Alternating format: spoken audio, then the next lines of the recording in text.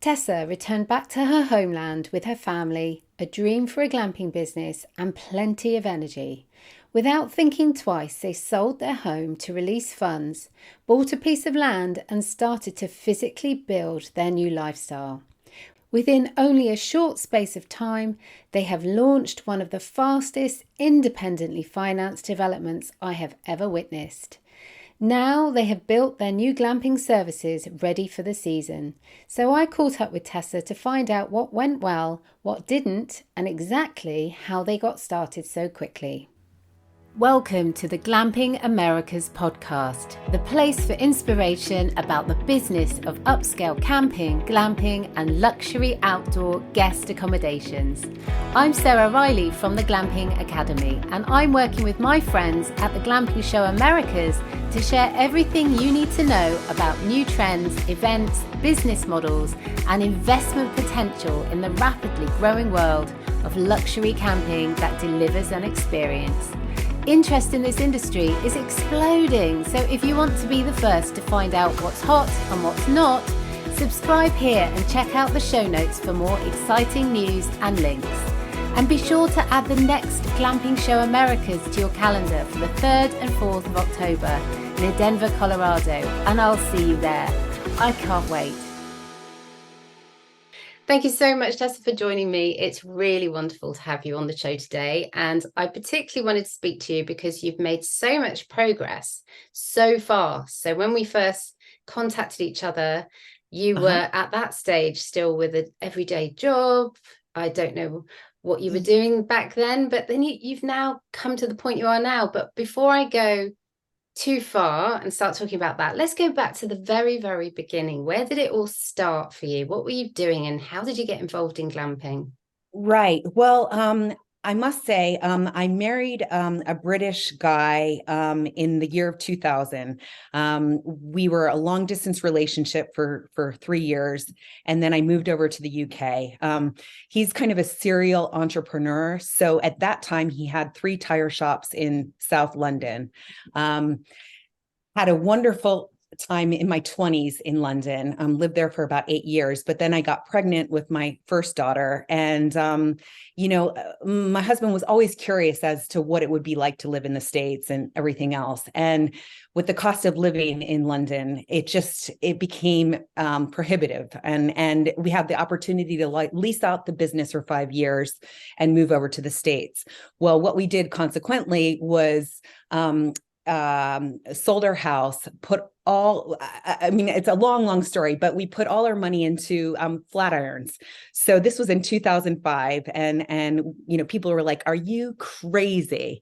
Like, what are you thinking? So we just absolutely went in at the deep end, created this business and ended up selling to discount stores. So that became very lucrative for a good 10 to 15 years. But then it slowly got saturated and the life cycle of a business oftentimes, unless you have huge capital injections, it can somewhat die, especially in this sort of marketplace where trends are changing and the retail sector's all over the place and everything else. So with COVID and the tariffs and everything else, the writing was on the wall that the business was going to not be viable anymore. So we had to kind of come up with a plan. And my husband had always dreamed of like owning some land and putting, small, tiny homes on them and make it kind of a business through that. Well, what I came across in this process was these geodesic domes were very rentable. They were quite unique. They're kind of the new age yurts for this decade. So we actually got some money from the government with our old business because of COVID, had this opportunity to buy some land in Western North Carolina in the Blue Ridge Mountains, found the land after probably a 6-month search. There's plenty of land for sale, but whether or not it's usable land is another question. A lot of times the mountain you'll buy 10 acres, but it's, at a huge It's just very steep land. It's not viable for anything that we'd want to do. So anyway, we found this perfect piece of land in a county where the planning permission is much more lax, and the opportunity for growth and upscaling is unlimited. So all of those things came into play, and we pulled the trigger in April, decided to sell our house in the middle of North Carolina, about 4 hours from here, in May, and then actually completed on that in August. So August 2022 is when we kind of got our teeth into this project, started working at it full force, had a little bit of equity, or had a little bit of money from the sale of our house, a little bit of money from, a government loan, and just have gone full on into it, and kind of, it's been the scariest but exciting thing that we've done in well over a decade. So that kind of brings us to here, whereby we've got one dome almost probably, I mean, I keep on saying this, 2 weeks away from rental, and another dome that's going to be, the foundations are laid and we're going to be able to construct. So that's kind of where we are today. So we've had multiple conversations, and Mm-hmm. they've been sometimes from a wooded area where you're surrounded with mud and building materials and everything else. You're definitely someone who likes to get your hands dirty. You like to get involved in the building I have phase. so much nervous energy, Sarah, that like you have to get stuck in. And I go to work sometimes with the leveling of anxiety up to the roof. And then I come home at night and I'm like, oh my gosh, we've done something amazing. This feels so good. And I think with the whole glamping experience, it's everything that, we're going against the grain of the rest of the world. You're out in nature. I'm spending 60 to 70 hours a week out there just in God's country. I mean, it's absolutely wonderful. And just the satisfaction of not being behind a computer all the time, and not, and actually seeing the progress is, it's food for the soul, I think. Yeah. Is that one of the reasons why you and your husband got involved in glamping? I know that he was really keen on the tiny homes, but is it the nature? Is it that kind of thing that's really attracted you? Yeah, I mean, it's just like I say, we're living in this fast food content culture, and the slow progress that we're making. I mean, sometimes it's a little too slow, but it's just getting back to basics. It's just, I mean, I feel rooted again. I feel like I just needed something. I needed to be purposeful again, and all of this is coming into play in this project. And they always say, find something that you love and just throw yourself into it. And then it doesn't feel like work. And I've never worked so hard in my life and never challenged myself so hard in my life. But it's just so great. I don't know what the future will hold, but the everyday it's really incredible. Scary, but incredible. It's actually really interesting because Sarah Duthick, who is one of the co-founders of Under Canvas, she was on a previous episode, and she talks about how there's easier ways of making money than the glamping industry, because it's hard, isn't it? It's hard work if you really want to do it. We thought we were going to save so much money by not building cabins, and somehow it's becoming very close to that sort of expenditure. But however, you have at a time started your project when the materials, the building materials, are really expensive at the moment, because of the pandemic, because of supply and demand and everything else that's happened. So actually, if you had got involved with a builder, it would have been way more expensive. So you've actually saved yourself a lot, potentially having to reduce the project a little bit. So it's incredible what you've done. And I really can't say enough how much everyone looks at you with kind of awe, which, what have you done this week? My Tessa? family, everyone, my kids are like, are you crazy? Just mom, go get a job. But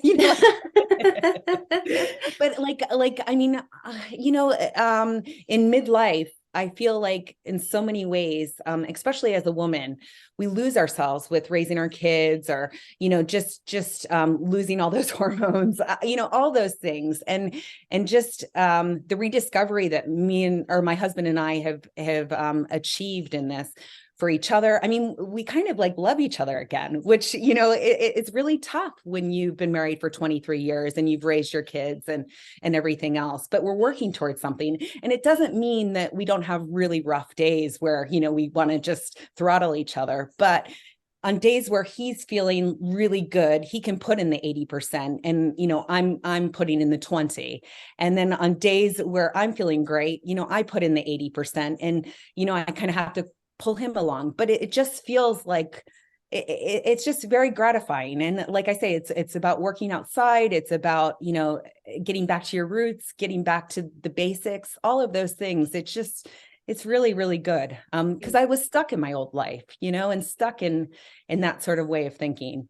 Of course, this could all change when we start taking bookings and, we've got to deal with people again. But in this process, it's been, and that's what I would say to anyone that's looking at glamping. Just enjoy the process, enjoy each day, obviously plan for the future, but also embrace what you're doing and what a big leap of faith it is, and believe in it. And I think that comes across in what you're doing and the pride that you take in your work. Absolutely. I mean, Sarah was saying that very same thing again. She said she wished, in a way, looking back, that she'd enjoyed more of the day-to-day rather than stressing about it and worrying about it, but actually to enjoy the process of it, enjoy her time with her family, the building of a business with her employees and everything else. And she urged everyone else to say, don't take it too seriously, definitely enjoy the stress of it. Because you're going to get bogged down. It's going to be overwhelming, because it will be curveballs. What we had thought this project, I mean, we thought we were going to be able to launch in January, and kind of do a soft opening, because it really isn't as beautiful as it is right now. But we're looking at peak season now, we're almost into July, and, we still aren't ready to rent. So you have to really be flexible, be open-minded, but also enjoy, what you're doing, and be proud of yourself too. Because, 99% of the population would never even think to do this. Absolutely. Well, we're part of the same club, and a couple of members have been saying the same thing. They've been traveling through their own journey of unexpected curveballs coming in, and actually being able to talk about that and understand that everyone has to deal with this means that you kind of enjoy the ride a little bit more, because you're not stressing about it, thinking you're the only one that's had this setback, you're the only one that's struggling in this particular way. So I think that's helpful, hearing other people's stories. Yeah, no, it really, it's just, like I say, I've been challenged in ways that I never thought I'd be challenged. I've really learned to shut out the noise and still believe in what I'm doing. And that sometimes gets really tricky. But I also would say, the fact that we've moved away from where we were living for, the last 18 years to here, has actually eliminated a lot of the distractions. And we are able to just focus on this project, and really maybe 5% of our time is spent on other stuff other than the project, which can kind of be a little, I mean, you're living in a bubble, and but you almost have to do that in order to get this off the ground. So what is it that people can expect when they come and visit? So about the area, what's in the area that will attract them? So in other words, what attracted you to the area, and what will attract your guests? Well, I mean, the views, and I mean, we're in the midst of the Blue Ridge Mountains. So in Western North Carolina, and you wake up and you hear the birds chirping, the coyotes going, the roosters crowing, and just all the sort of natural stuff that you don't get when you're living in the suburbs or when you're living in the city, and just the peacefulness, being able to look at the sky and see millions and millions of stars, and just have that one-on-one experience with nature. And what's happening in Western North Carolina is there's just a huge amount of people coming in at the weekends to kind of as respite. But then also you get, breweries in the middle of nowhere. There's hundreds of breweries around the area. We've got, whitewater rafting, tubing, kayaking, biking, any sort of outdoor activity you could ever imagine, but it's also very accessible because we're on the East Coast. I mean, the western part of the United States is unbeatable in terms of scenery, but Western North Carolina is a great location for a 4-day stint in the mountains. And, being able to be 3 hours from Atlanta, 2 hours from Charlotte, it's a little bit further to Washington, D.C., about 7 hours, 4 hours to Raleigh, and then 4 hours from Tennessee, from Nashville. So it's kind of a great little place for a lot of people to come for a long weekend and just experience it, just decompress and just enjoy their lives a little bit more without the distractions of the Wi-Fi. Although we will be offering Wi-Fi, as that always has to be, built in to accommodations nowadays. I don't want to limit my guest abilities, even though we don't encourage it, it will be there. Yeah, absolutely. Well, I've always said, definitely encourage people to switch off, because they will really appreciate that, and they'll experience things they haven't experienced for ages because they've been so involved in work and the device and everything else. And, sometimes people do need to check in. They need to check into the business they've left behind, or their employees that they manage, or whatever. And I will say that we don't get cell phone. I mean, I get maybe a half a bar at the top of the mountain. So, you can quite easily say to the kids, no, we don't have Wi-Fi here, and really embrace that disconnect. Wow. But there will be Wi-Fi available. And of course you can run to the summit of the mountain and get a bar or two. I'm just off to do my emails, go for a morning run to the top of the mountain. I think I'd rather actually just relax on the campsite. Exactly. So what do you think it is about the glamping experience that you think fits so well with what you have chosen as a location? So is it because it's an experience? Is it the outdoor sideness?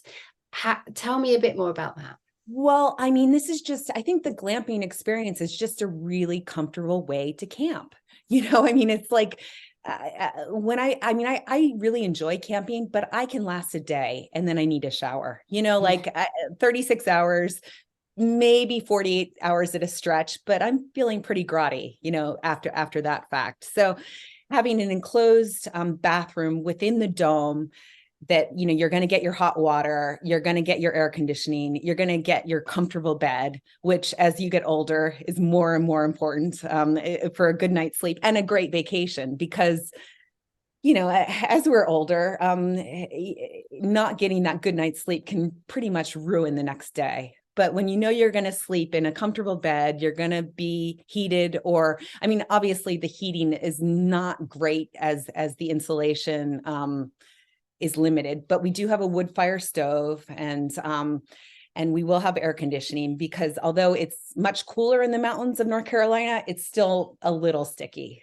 So all of those amenities will just, give you that luxurious experience, but then you are in nature. You will hear animals, and, there are bears, but not a threat.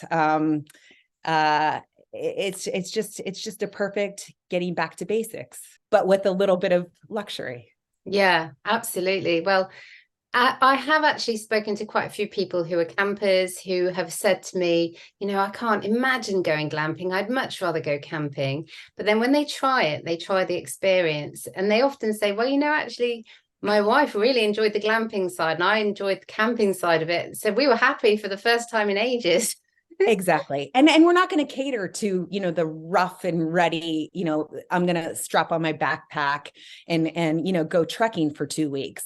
But for people that want to try it and that want to ease their way into it and really just experience all the goodness of camping, but with that little bit of comfort, that's what we're here for. And I think it's becoming, I think it's been huge in in the UK for quite a while. It's becoming larger and larger over here. I mean, half the people that I say, we're building a glamp site, they're like, huh, what's that? And then the other half are like, oh, wow, I really want to try that. So the interest level is just really amazing over here. But I think in the UK, it is such a built-in part of your way of life, holidays. that, you're much more advanced than we are over here. I think we can upscale huge over in this country, but the priorities to travel is not like it is in the UK. So it's kind of, hopefully we can exploit that and really build in those long weekend sort of holidays. Yeah, so we'll see how it goes. Yeah. And so what's one of the biggest things that you're going to be using as that magnet for your guests? Is it going to be a certain type or style of activity, or is it going to be the location, or is it a mixture of all of them? It's going to be the location, the amenities, a mixture of everything, because I think out here, you do have everything. For so many years, my husband and I would look at each other on the weekend. Oh, what are we going to do this weekend? Oh, we can go out to dinner. We can go to the movies. We can do whatever. Here, it's like, oh, do you want to go tubing? Do you want to go rafting, kayaking, hiking? All of these things are just, endless in terms of possibilities. And that's just a really nice way to live and a really nice way to vacation. And obviously you kind of guide people to variety and guide people to where you would suggest to go. But the internet offers so many ideas. And in fact, like, just being on Instagram and knowing people that are, influencers that, come here quite a bit. I've gotten a million more ideas. It's pretty amazing. The great thing about the internet, it does provide you, a lots more opportunities in terms of what you can do in the particular area than was ever known before. When you had the guidebooks and you had to look through and, oh, maybe we can get a reservation here if we show up, it's just so easy in that regard. And also, I think people are now going on holiday and they're thinking about it more than just a rest. They're actually saying, but I need to do stuff. I need to Exactly. be active. I need to stay engaged or get family engaged in things. I think the days of lying on a beach and just trying to get a tan are it's still there, but it's not as popular. People are much more involved in self-branding themselves while they're doing some amazing experience they want to show off to their friends. And so having all of those things you're talking about in the area is just fantastic for you and your business. It really is. In fact, like 20-minute or like Lake Lure is very close to our land, and that's where they filmed Last of the Mohicans and Dirty Dancing, of all things. So, wow. it's kind of kitschy, but it also is a draw, and it makes it interesting for people. Of course, there's millions of other things to do around the area as well, and like that's the great thing about glamping. And I think you mentioned it in our group.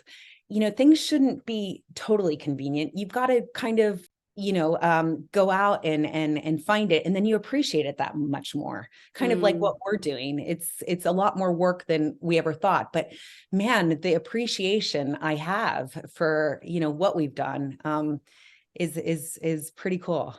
What I was mentioning before is that it's important not to put people in a bubble of comfort too much. They need to know that they are in nature. They need to know they can see the stars, that there may be a bit of a chill in the air, and that's okay. They can build a fire, and that experience is part of the bigger experience.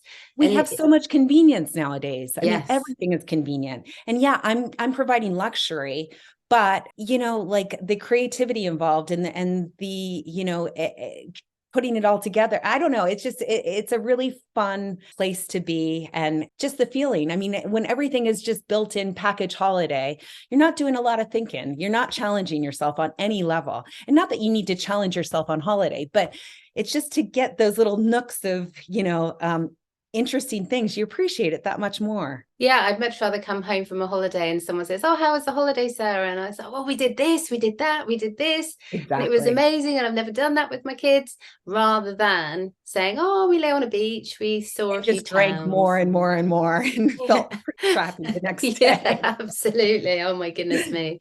Yeah, put on a few tires around the waist. Yeah, totally. I wouldn't say you would lose weight on this vacation, but you certainly might not gain weight.